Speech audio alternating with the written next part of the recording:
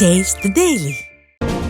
நம்முடைய தொண்டாமுத்தூர் சட்டமன்ற தொகுதிக்கு உட்பட்ட அது மட்டும் இல்லை, இன்றைக்கு கோவை மாவட்டம் முழுவதும் கிட்டத்தட்ட 10 சட்டமன்ற தொகுதிகள் இருக்கிறது.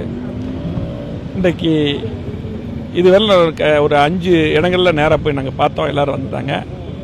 இங்கே இருக்கக்கூடிய வகாப்புக்கு முன்னாடி இருக்கக்கூடிய அம்மன் கோயில் வீதி, அதே போல் 87வது வார்டு, 88 இங்கே இருக்கக்கூடிய அத்தனை 93 இருக்கக்கூட அசோசியேஷன், அதாவது குடியிருப்போர் நல சங்க கூட்டமைப்பு எல்லாம் வந்து இன்றைக்கு இங்கே இருக்கக்கூடிய பிரச்சனை குறிப்பாக பார்த்தீங்கன்னா இங்கே யூஜிடி வந்து எல்லா பக்கம் எப்படி தோன்றாங்கன்னு தெரியல. ஒரு அதிகாரி இல்லாமல், ஒரு வரைமுறை இல்லாமல் தோண்டி இன்றைக்கி மழை வந்து பார்த்தீங்கன்னா எங்கேயுமே நடக்க முடியல. இப்போ நான் ஒரு இடத்துல போய் ஒரு ஒரு கிட்டத்தட்ட ஒரு 60 வயது முதியவர், 60 வயசு இருக்கும்.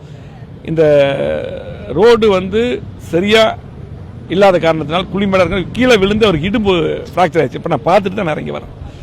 இப்படி பார்த்தீங்கன்னா முழுமையாக அனைத்து சாலைகளும் இன்றைக்கு பாதாள சாக்கடை திட்டம் அந்த வேலை செய்கிறேன்னு சொல்லி போட்டு ஒரு முறையெல்லாம் செய்த காரணத்தினால் இன்றைக்கு அது அனைத்து சாலைகளும் பழுதடைந்திருக்கிறது. மாவட்ட ஆட்சி இருக்கும்போது, எடப்பாடி முதலமைச்சர் இருக்கும், நான் அமைச்சராக இருக்கும்போது எல்லா சாலைகளும் போடப்பட்டது. உடனடியாக வந்து கவனித்தோம். ஒரு பிரச்சனை அப்படின்னா அந்த யூஜிடி தோண்டும் போதெல்லாம் ஒரு வீதி தோண்டி அந்த பிரச்சனை முடிக்காமல் அடுத்த வீதி தோண்டவே விட மாட்டோம். இன்னைக்கு எதை எங்கே தோன்றாங்கன்னு தெரிய மாட்டேங்குது. எங்கே வேணாலும் தோன்றாங்க, எங்கே வேணாலும் வேலை செய்கிறாங்க. யாருக்குமே ஒரு அதிகாரி வந்து பார்க்கறது இல்லை. ஆகவே இன்றைக்கி மக்கள் மிகவும் சிரமப்படுறாங்க.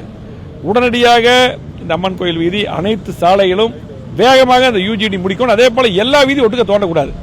ஒரு வீதியில் மக்கள் போகும்போது ஒரு வீதியை முடிச்சுட்டு அந்த வீதியை ஓப்பன் பண்ணி விட்டு அடுத்து தோண்டணும். ஆகவே இன்றைக்கி பார்த்தீங்கன்னா இதுக்காக இந்த சாலைகள்லாம் கிட்டத்தட்ட 500 சாலைகள் நம்ம டெண்டர் விட்டோம். அதை போல் ரத்து பண்ணிட்டாங்க. இதுக்கு தான் ஒரு நாள் ஃபுல்லாக முழுமையாக உண்ணாவிரதம் இருந்தோம். இன்றைக்கி பார்த்தீங்கன்னா எல்லாத்துக்கும் இது தெரியணும், இந்த சாலைகளெல்லாம் உடனே செய்யணும் இருந்தோம். இன்றைக்கி இது வரல செய்யலை. இன்றைக்கி மக்கள் மிகவும் சிரமப்படுறாங்க. இன்றைக்கி பார்த்தீங்கன்னா 2 நாளைக்கு முன்னாடி பாலக்காடு மெயின் ரோட்டில் எல்லா பொதுமக்கள் சேர்ந்து 500 பேர் சேர்ந்து இந்த அரசை, இந்த மாநகராட்சியை உடனடியாக இந்த வேலைகளை செய்ய வேண்டும் என்று இன்றைக்கி அவங்களுடைய சொந்த வேலையெல்லாம் விட்டுட்டு வந்து ரோட்டில் இறங்கி போராடினாங்க. அந்த போராட்டத்துக்கு மதிப்பளிக்கவில்லை. உடனடியாக இந்த அரசு, இந்த மாநகராட்சி நிர்வாகம் இந்த சாலைகளை போட வேண்டும். அதே போல் பழுதடைந்த பகுதிகளெல்லாம் பார்த்தீங்கன்னா உடனடியாக இந்த வெட்மிக்ஸ் போட்டு சரி பண்ணணும்.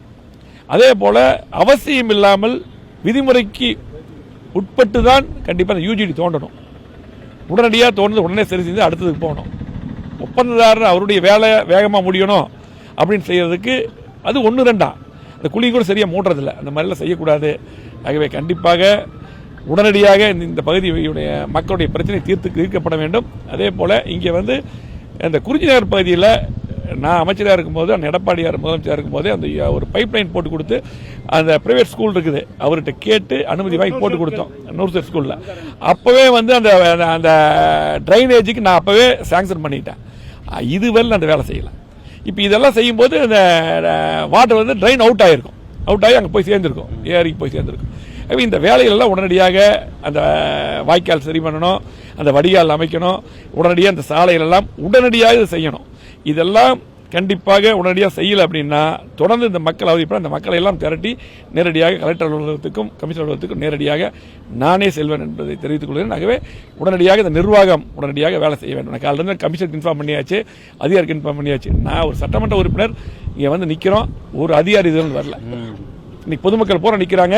இன்னைக்கு மக்கள் வரி பணத்தில் சம்பளம் வாங்கக்கூடிய அதிகாரிகள் ஒருத்தர் கூட வரல, ரோட்டுக்கு வரல. ஆகவே உடனடியாக இந்த மெத்தன போக்கை கைவிட்டு உடனடியாக வந்து இந்த வேலைகளை செய்து முடிக்க வேண்டும். கோவை மாவட்டத்தை பொறுத்தளவுக்கு நம்ம இருக்கும்போது, அம்மா இருக்கும்போதோ, எடப்பாடி முதலமைச்சராக இருக்கும்போது, நான் அமைச்சராக இருக்கும்போது மிகப்பெரிய வளர்ச்சி கொடுத்துருக்கோம். இன்றைக்கி இங்கே இருக்கக்கூடிய பாலங்கள், சாலைகள், கூட்டு குடிநீர் திட்டம், ஸ்மார்ட் சிட்டி திட்டம், குறிச்சிக்குளம்லாம் சேரந்து கடைசியாக குறிச்சிக்குளம் சேர்த்து ஸ்மார்ட் சிட்டியில் ரெடி பண்ணோம். என்னென்ன தேவையோ அத்தனை இன்னைக்கு இத்தனை பாலங்கள் கட்டியிருக்கேன்னா நிதி ஒதுக்கீடு பண்ணி அதையும் கூட வேகமாக முடிக்க மாட்டேங்கிறாங்க. இன்றைக்கி ஆற்று பாலம் முடிஞ்சது முடிக்க மாட்டேங்கிறாங்க. எல்லாமே நம்ம நிதி ஒதுக்கி எல்லாமே பண்ணிட்டோம். வேகமாக அது முடிக்கணும் ஒன்று. அதே போல் தொடர்ந்து மின் கட்டண உயர்வு, சொத்து வரி உயர்வு, இன்றைக்கு கடுமையான விலை உயர்வு. நாங்கள்லாம் இருக்கும்போது குப்பைக்கும் வரி போடல, எந்த கட்டணத்தை உயர்த்தலை, சொத்துக்கும் வரி போடல. கிட்டத்தட்ட கொரோனாலாம் வந்தது, அப்போ வருமானமே கிடையாது அரசாங்கத்துக்கு. அப்போ கூட மக்கள் சிரமத்தில் இருக்காங்க, யாரும் வேலைக்கு போகலன்ட்டு எந்த வரியுமே போடல. இன்றைக்கி தொடர்ந்து வரி அதிகம் பண்ணிட்டு இருக்காங்க. அது மட்டும் இல்லை, இன்னொன்று கூட இப்போது குடிநீருக்கு மட்டும் இல்லை, இந்த இந்த பிளான் அப்ரூவ்டுன்னு சொல்லி போட்டு உடனே ஆன்லைன் சொல்லி போட்டு அதுக்கு டபுள் மடங்கு பண்ணியிருக்காங்கன்னு சொல்லி போட்டு நேற்று தான் நம்முடைய மாநகராட்சியுடைய கவுன்சிலர் கூப்பிட்டு எனக்கு ஒரு மனு கொடுத்துருக்காங்க. ஆகவே இது முக்கியமான பிரச்சனை. உடனடியாக அந்த வரி ரத்து செய்யணும். மக்கள் ரொம்ப சிரமத்தில் குடிதண்ணீர் சரியாக கொடுக்கறதே இல்லை. ஃபர்ஸ்ட் குடிதண்ணீர் பார்த்தீங்கன்னா இந்த பகுதிக்கெல்லாம் சில பகுதிக்கு சிறுவாணி தண்ணி வந்துட்டு இருந்தது, இதையெல்லாம் கட் பண்ணியிருக்காங்க. ஆகவே இதுக்கு முன்னாடி நாங்கள் எப்படி கொடுத்துருந்தோமோ அதே மாதிரி கொடுக்கணும். உடனடியாக இந்த வரி உயர்வு ரத்து செய்யணும். எந்த வரி அதிகம் பண்ணக்கூடாது. தண்ணீர் விநியோகம் நம்ம இந்த பகுதிக்கு மட்டும் 30 லட்சம் லிட்டர் தண்ணி கூடுதலாக வாங்கி கொடுத்துருக்கிறேன். நான் தான் அது துறைக்கு அமைச்சராக இருந்தேன். 30 லட்சம் லிட்டர் தண்ணி கூடுதலாக நம்முடைய மக்கள் குடிநீர் மக்கள் வாங்கி கொடுத்துருக்கேன். நல்லா விநியோகம் பண்ணலாம். ஆனால் விநியோகம் பண்ணுறதும் கூட சரியாக அதை பண்ணாமல் இருக்காங்க. உடனடியாக அதை ரத்து செய்ய வேண்டும். நன்றி. கேரள மாநிலம் மலப்புரம் மாவட்டத்தில் நிபா வைரஸ் பாதிப்பால் 14 வயது சிறுவன் உயிரிழந்தது அச்சத்தை ஏற்படுத்தியுள்ளது. கேரளாவில் இதுவரை 3 பேர் நிபா வைரஸால் பாதிக்கப்பட்டிருப்பது உறுதியாகியுள்ளது. இந்த நிலையில் நிபா வைரஸ் அறிகுறிகளாக தலைவலி, இருமல், மூச்சு திணறல் உள்ளிட்டவையுடன் மூளை செயலிழத்தல், வலிப்பு போன்ற பாதிப்புகள் ஏற்படும் என மருத்துவர்கள் எச்சரிக்கின்றனர். இதனால் 2 நாட்களுக்கும் அதிகமாக காய்ச்சல் நீடித்தால் உரிய சிகிச்சை மேற்கொள்ள வேண்டும் என மருத்துவர்கள் கூறுகின்றனர். நிபா வைரஸ் எதிரொலியாக தமிழக கேரள எல்லையோர பகுதிகளான கன்னியாகுமரி, ஈரோடு, கோயம்புத்தூர், தென்காசி உள்ளிட்ட இடங்களில் கண்காணிப்பு தீவிரப்படுத்தப்பட்டிருப்பதாக சுகாதாரத்துறை தெரிவிக்கிறது. எனினும் விடிய ஆட்சியில் முகக்கவசம் அணிந்து முன்னெச்சரிக்கையோடு இருப்பதே நாம் நிபா வைரஸிடமிருந்து காப்பாற்றிக் கொள்வதற்கான ஒரே வழியாகும். ஜாபர் சாதிக்கின் வங்கி பண பரிவர்த்தனை ஆவணத்தின் பதிவுகளில் முரண்பாடுகள் இருப்பதால் அவை போலியாக தயாரிக்கப்பட்டவையா என்ற கோணத்தில் அமலாக்கத்துறை அதிகாரிகள் விசாரணை மேற்கொண்டுள்ளனர். போதைப்பொருள் கடத்தல் வழக்கில் புழல் சிறையில் அடைக்கப்பட்டுள்ள திமுக முன்னாள் நிர்வாகி ஜாபர் சாதிக்கை அமலாக்கத்துறை 7 நாட்கள் காவலில் எடுத்து விசாரித்து வருகிறது. விசாரணையில் ஜாபர் சாதிக் வங்கி கணக்கிலிருந்து திரைப்பட இயக்குனர் அமீர் உட்பட பல முக்கிய புள்ளிகளுக்கு பணம் அனுப்பப்பட்டதற்காக ஆதாரங்களை அமலாக்கத்துறை திரட்டியுள்ளது. ஆனால் ஜாபர் சாதிக் தரப்பில் தாக்கல் செய்யப்பட்ட ஆவணங்களுக்கும் விசாரணையில் திரட்டப்பட்ட ஆவணங்களுக்கும் முரண்பாடுகள் இருப்பதாக அமலாக்கத்துறை தெரிவித்துள்ளது. ஒருபுறம் போதைப் பொருட்களை கட்டுப்படுத்த நடவடிக்கைகள் எடுக்கப்பட்டு வருவதாக நாடகமாடி வரும் விடியா திமுக அரசு, மறுபுறம் போதைப்பொருள் கடத்தல் மன்னனுக்கு ஆதரவளித்து வருவதாக மக்கள் குற்றம் சாட்டியுள்ளனர். மத்திய அரசு தாக்கல் செய்துள்ள நிதி பட்ஜெட் குறித்து தமிழக விவசாயிகள் கடும் விமர்சனம் தெரிவித்துள்ளனர். குறிப்பாக தமிழ்நாடு புறக்கணிக்கப்பட்டது குறித்தும் விவசாயிகளுக்கு பயனுள்ள எந்த திட்டங்களும் அறிவிக்கப்படவில்லை எனவும் விவசாயிகள் வேதனை தெரிவித்துள்ளனர். கார்ப்பரேட் கம்பெனிகளுக்கு கொடுக்கப்பட்ட முக்கியத்துவம் விவசாயத்திற்கு வழங்கப்படவில்லை என குற்றம் சாட்டும் விவசாயிகள் நதிநீர் இணைப்பு குறித்தோ தடுப்பணைகள் கட்டுவதற்கான அறிவிப்போ ஏதும் இல்லை என புகார் தெரிவித்துள்ளனர். மேலும் பெண்கள் விவசாயத்தில் ஆர்வம் காட்டி வரும் வேளையில் மத்திய அரசு விவசாயத்திற்கு அதிக முக்கியத்துவம் கொடுக்கவில்லை என்பது வருத்தம் அளிப்பதாக தெரிவித்தனர். இந்தியாவுக்குள்ளே தமிழ்நாடு இருக்கா இல்லையாங்கிறதே அந்த அளவுக்கு இருக்குது. பட்ஜெட்டு இந்தியாவுக்குள்ளே தான் இருக்காங்கிற ஒரு எண்ணம் தோன்றுது. அதனால் முழுசாக தமிழகம் புறக்கணிச்சிருக்கு. நீங்கள் நதிநீர் இணைப்புக்கு முக்கியத்துவம் கொடுத்துருக்கணும். அதை பற்றி எந்த அறிவிப்புமே இல்லை. எல்லா இணையும் நதிநீர் இணைச்சிங்கன்னா 200 டிஎம்சி 300 டிஎம்சி வரைக்கும் தண்ணி கடலில் போயிட்டுருக்கு. ஒரு பக்கம் பஞ்சம் வருது, ஒரு பக்கம் வெள்ளம் வருது. இதை ஈடுகட்டுறதுக்கு என்ன பெரிய திட்டம், மெகா திட்டம் இருக்குன்னா அதெல்லாம் ஒன்றும் இல்லை. விவசாயிகளுக்கு நீங்கள் கார்ப்பரேட் கம்பெனிக்கு கொடுத்த முக்கியத்துவம் விவசாயிகளுக்கு கிடையாது. கார்ப்பரேட் கம்பெனி பொருள் உற்பத்தி பண்ணுறாங்க, ரைட்டு. சாப்பிடாமல் இருக்க முடியாது. விவசாயம் தானே முக்கியம். எங்கெங்கே அணை கட்டணும், தண்ணியை தேக்கிறதுக்கு உண்டான எந்த விதமான அறிவிப்பும் இல்லை. அதனால் விவசாயிகளுக்கு இது ஒரு சாதகமான பட்ஜெட்லாம் கிடையாது. செங்கல்பட்டு மாவட்டம் அச்சரப்பாக்கம் அருகே உரிய ஆவணங்கள் இன்றி கொண்டு செல்லப்பட்ட 30 லட்சம் ரூபாய் ரொக்கப்பணம் மற்றும் 100 கிராம் தங்கம் பறிமுதல் செய்யப்பட்டது.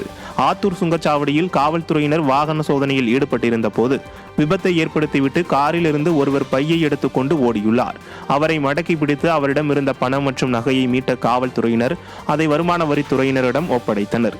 விசாரணையில் வாகனம் தாம்பரத்திலிருந்து திண்டிவனம் சென்றதாகவும் பிடிபட்டவர் திண்டிவனம் அருகே உள்ள பிரம்மதேசம் பகுதியைச் சேர்ந்தவர் என்பதும் தெரியவந்தது.